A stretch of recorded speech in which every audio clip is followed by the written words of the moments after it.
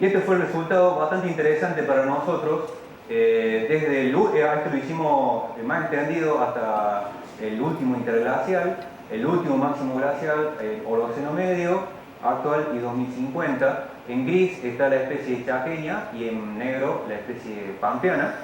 Y vemos, bueno, que hubo muchas variaciones, o habría habido muchas variaciones en la distribución de áreas óptimas. Y esto nos llamó la atención favorablemente porque estas especies se caracterizan por ser muy escasas. Es muy raro encontrar en el campo un piticevo. Y más allá de que sean animales pequeños, subterráneos, nocturnos, hay otros animales con esas características en otras partes del mundo y que sin embargo son mucho más frecuentes. Entonces muchos dicen, no se lo encuentra el piticevo porque es un animal muy escaso, subterráneo. Bueno, pero hay otros animales con esas características. En el mundo podemos comparar y decir, no, realmente el piticevo, aparte de ser un animal oculto que es subterráneo, nocturno, también son escasos, sobre todo la especie del norte. Pero nosotros nos llamamos la atención porque lo primero que se hace es el modelo actual, y nos llamamos la atención de que las distribuciones son muy extendidas, no son distribuciones acotadas. Pero cuando vimos lo que habría pasado hace 140.000 años, dijimos, bueno, probablemente acá hubo lo que se llama un cuello de botella, en el cual las distribuciones se redujeron al mínimo y acá, por más de que el área óptima para la especie se haya extendido mucho, no significa que los animales hayan podido colonizar todas esas áreas. Entonces, nosotros pensamos que la rareza hoy de estos animales se debe probablemente que hace 140.000 años hubo unas condiciones climáticas que casi hicieron extinguir a estos animales, que son muy antiguos, tienen más de 20 millones de años estas especies. Y también nos damos la atención de que hacia el futuro la especie chaqueña, que es la más escasa, la más difícil de encontrar, la enorme área de distribución de áreas óptimas que nos da, incluso con mucho solapamiento con la especie del sur. Pero bueno, también hay otro factor a tomar en cuenta que no hemos dado cuenta recién, porque bueno, esto es un tema nuevo y estamos explorando y se está explorando también a nivel mundial. Y es que una cosa es la superficie de áreas óptimas, que está acá con una línea continua, y otra cosa es la probabilidad de presencia en esa superficie de áreas continuas. En el caso del piticevo del sur, va más o menos acompañada, quiere decir que cuando el área era mínima, también la probabilidad fue baja, cuando subió el área de distribución, también subió la probabilidad de presencia de esta especie. Pero no así en el caso del piticevo del norte y sobre todo en la proyección a futuro, que como vimos antes, se proyecta muy extendida. Sin embargo, la probabilidad de presencia nos da el mínimo de todos los casos que hemos analizado.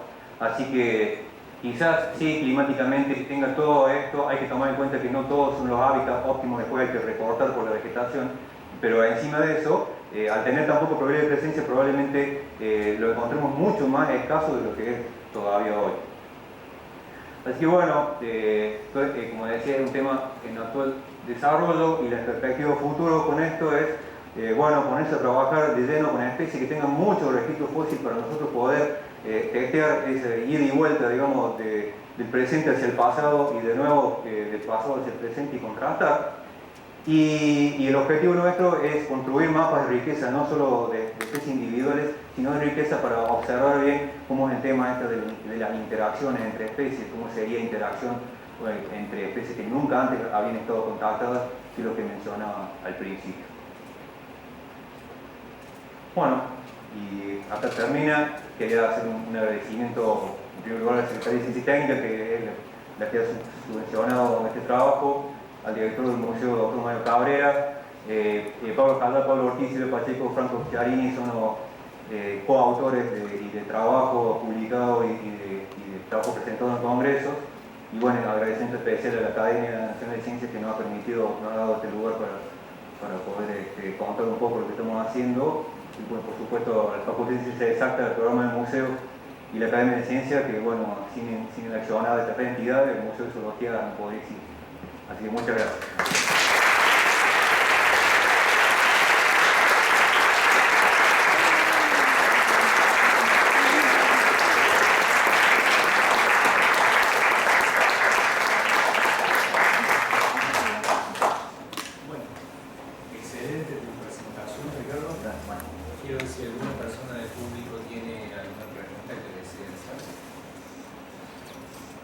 Sí, soy cordobés, ¿no? Una preguntita. Sí. En eso sí, son capas climáticas, no de distribución de ciudades, de poblaciones urbanas. Podés generar capas. Yo venía zona que eso es imposible porque hay una ciudad inmensa. Exactamente. O sea, Esto es solamente lo que se llama nicho fundamental, el lugar donde potencialmente puede vivir el animal, y después para vos obtener la distribución más cercana a la verdadera tenés que empezar a recortar por los lugares más antropizados, por lugares donde está la vegetación correcta para esa especie, etc. Sí, Fernando me sacó prácticamente la pregunta de la boca. Yo te iba justamente a preguntar algo parecido a eso, ¿no? Si estos modelos tienen en cuenta el desarrollo urbano, porque cuando uno ve un mapa nocturno del planeta, se ven luces, se ve una dispersión de ciudades, de asentamientos humanos enormes, donde no se condice por ahí con esas capas tan homogéneas. Exactamente. ¿Tienen en cuenta? Y por eso, si vos metés una capa, por ejemplo, de ciudades, incluso puedes meter capas que no son tan explícitas, sino más abstractas, por ejemplo, población por hectárea o por kilómetro cuadrado, podés ver si tiene influencia o no. Pero ojo que eso también depende de la especie. Si vamos, por ejemplo, a una especie como la comadre jovera, que la vemos acá en los jardines, en el cerro o en el arbueso, obviamente ese animal no se ve afectado, y quizá un animal muy cercano, filogenéticamente muy cercano, sí se ve afectado. Entonces uno también está el criterio un poco del investigador en meter ciertas capas o no. Las climáticas, cuando uno modela a nivel continental, van siempre. Pero cuando uno modela ya a una escala más chica, ya entran a jugar otras variables que son de uso del suelo y de vegetación, por ejemplo. ¿Preguntas? Quería preguntar algo. En estos modelos que se hacen con fósiles, ¿no? Sí. ¿Tienen en cuenta aspectos, por ejemplo, si tienen en cuenta aspectos relacionados con el afloramiento, el material o aspectos taxonómicos? Por ejemplo, veo que han usado ahí elementos pequeños de la simbiosis. Eso. ¿Epiciceo? Sí, desde el punto de vista taxonómico tiene menor potencia que otros bichos más grandes, ¿no? La pregunta es si tienen en cuenta la bibliografía que han consultado. Sí, en general los piticeos, justamente ese caso piticeo no ha sido dado ningún yacimiento arqueológico porque ni siquiera hay fósiles. Lo único que hay son un par de, no me acuerdo el nombre exacto ahora, pero es los rastros de las cuevas que han hecho. Y se piensa que es piticeo, pero en realidad no hay certeza. Y ahora vamos a empezar a trabajar, por ejemplo, como animales como quirquinchos, y que sí hay rastros en los yacimientos arqueológicos. Y ahí sí tenemos que tener en cuenta de que muchas veces esas especies han sido llevadas ahí por los seres humanos. Entonces, eso hay que ver caso por caso. Por eso el trabajo es tan tedioso, ¿no? Es lindo, pero es largo, lleva mucho tiempo porque tenés que revisar caso por caso si realmente podés interpretar que ha sido llevado ahí o no. Claro. Por ejemplo, hay un caso con Oloquilus, que es una rata acuática que se ha encontrado en las sierras, y bueno, ahí cuando ellos sacaron la publicación y dijeron, antes esta rata también vivía en la sierra, pero bueno, es muy posible que esa gente se moviera del bajo a la sierra y están al lado, ¿no? Muy fácil. Así que esa cosa hay que tener en cuenta. Claro, si un yacimiento arqueológico o paleontológico. Por supuesto. Claro, si es un yacimiento, por ejemplo, el yacimiento arqueológico se encuentran muchos quirquinchos, porque se comen hoy. Entonces eso hay que tener en cuenta. Ya cuando es paleontológico ya es otro tema. No sé si despejé la duda. Sí. Tengo un montón de comentarios y cosas que después tocas por bueno. Claro. Por ejemplo, lo de la megafauna, nosotros vemos que hay representantes de la megafauna que están registrados ampliamente aquí en nuestra región Chaco-Pampeana, y que en los últimos años se ha comenzado a explorar así libremente los extremos más australes de Sudamérica. Ajá. Y han ido apareciendo registros de megafauna. Entonces esa distribución está controlada por una cuestión de organización de los proyectos, además de aspectos vinculados intrínsecamente con las características intrínsecas de los depósitos, ¿no? Por ejemplo, En los últimos años hemos encontrado Panoptus, que es un diptodóntido muy frecuente acá, pero el registro se terminaba en la provincia de Buenos Aires, y hace unos par de años aparecieron allá en el extremo de la provincia de Santa Cruz. Hay un problema ahí en el estudio de distribución que está vinculado con el desarrollo. Exacto. O sea, de todas formas, si vos tenés, antes de haber descubierto el registro del sur, si vos tenías suficiente localidad de Panoptus para una época determinada, supuestamente un modelo de nicho, si está bien hecho, tendría que darte por lo menos una extensión hacia el sur. Tendría que haberte sugerido por lo menos que podría haberse distribuido hacia el sur. Si está bien hecho y con todos los chiches. Hablando mal y pronto. Yo quería preguntar acá arriba. Sí. ¿Cuál ha sido el criterio de selección de las especies que tuvieron en cuenta para poder hacer estas comparaciones? Esa es una de las preguntas. Y la segunda, si es que tienen o han pensado en hacer este tipo de estudios de forma interdisciplinar. Bueno, con respecto a la primera pregunta, el criterio, generalmente seleccionamos especies que tienen algún problema de conservación. Por ejemplo, la guaragua azul y el pichicío del norte. El pichicío del norte ni siquiera está en alguna lista del libro rojo porque ni siquiera se sabe nada, ni siquiera da la información que hay como para ponerlo en alguna categoría del libro. Y la guaragua azul es un animal también que está.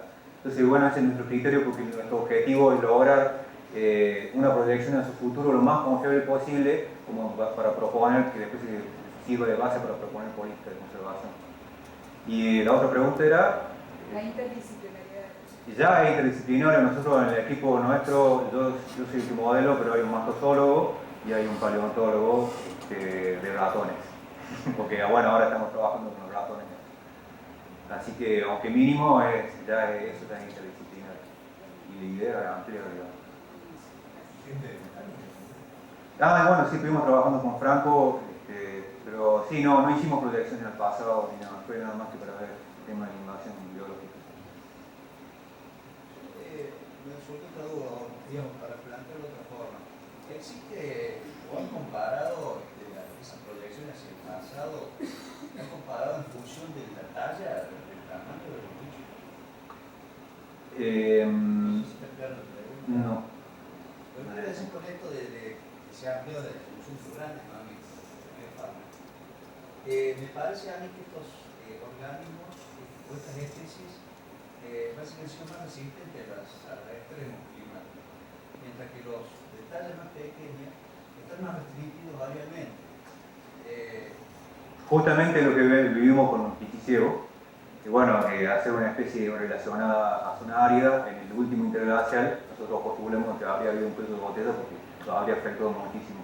Nosotros un modelo de megafauna todavía no hicimos, queremos hacerlo, es muy interesante, sobre todo para ver si podemos meter nuestro granito de arena en la discusión de que si se extinguieron por el clima o no, o bueno, y ahí da para discutir si fue por la sobrecasa.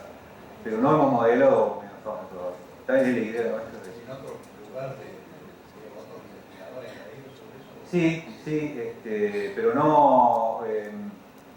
por ejemplo, hay un trabajo en Estados Unidos que han modelado megafauna, pero ellos no comparan con especies de menos tal. Ellos solamente modelan megafauna y vemos que es algo atractivo, digamos, para publicar y para leer y para megafauna. Modelar un ratón, aunque te parezca increíble, tenés un trabajo con una guaragua azul y otro con un ratón andino y entra primero en la guaragua azul y el ratón andino capaz que está un año ahí, ¿sí o no?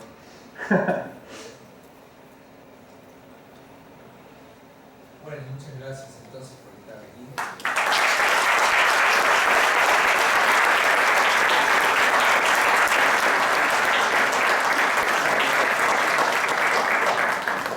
Y los invitamos para la próxima.